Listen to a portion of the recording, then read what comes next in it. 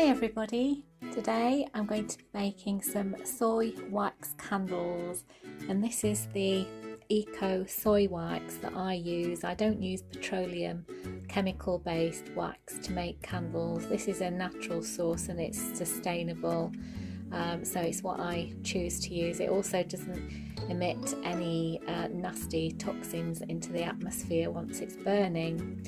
Now I only have 3 glass receptacles there, which I picked up from a charity shop, and I want to make a good batch that maybe it'll last I don't know, till perhaps November, lit in the evenings. It is quite a long burning soy wax this. So what I've done, I collect Victorian jelly molds, and I thought, well, candles might be really nice, feature on the coffee table made with something totally different. So I'm going to use one of those, well, a couple of those as molds.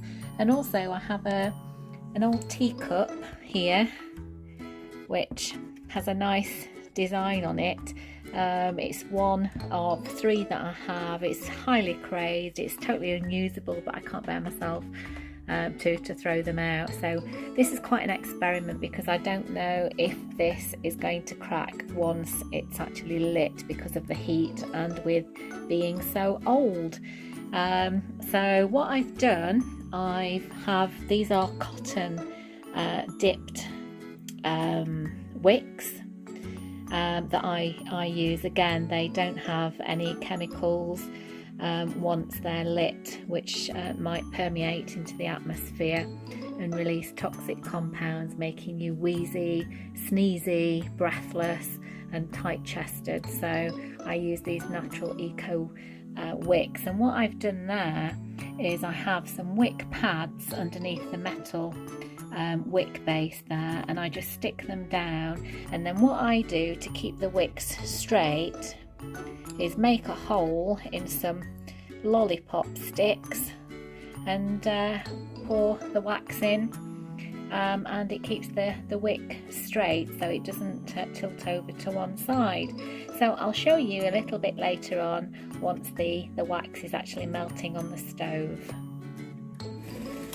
So I don't know if you're like me, but I like to do things by trial and error, and I'm not too precise about some things, so generally I'll not measure it. So this is a bit of a trial and error thing where I don't know how much wax I'm going to need once it's melted for the containers that I showed you previously. But what I've done, I've filled a pan there, saucepan with water, and brought it to the boil, and now I'm going to melt this soy wax here. So I've done about half a bowl full, and I have to get it to a certain temperature before I can then decant it into the containers that I have.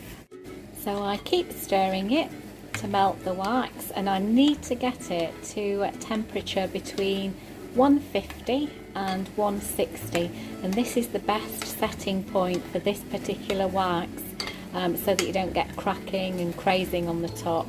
So I have an old thermometer that I used from when I used to formulate for Norfolk Organics, and there it is. I'm going to wait till it gets between 150 and 160 degrees C. So it's at the desired temperature of 160 degrees. So what I'll do now is pop it into a Pyrex glass dish. You don't want anything plastic because it will melt it. And then I'll pour it into the cylinders that I have. And here they are, folks, the finished result. I'm really pleased with them. There's no cracking on top.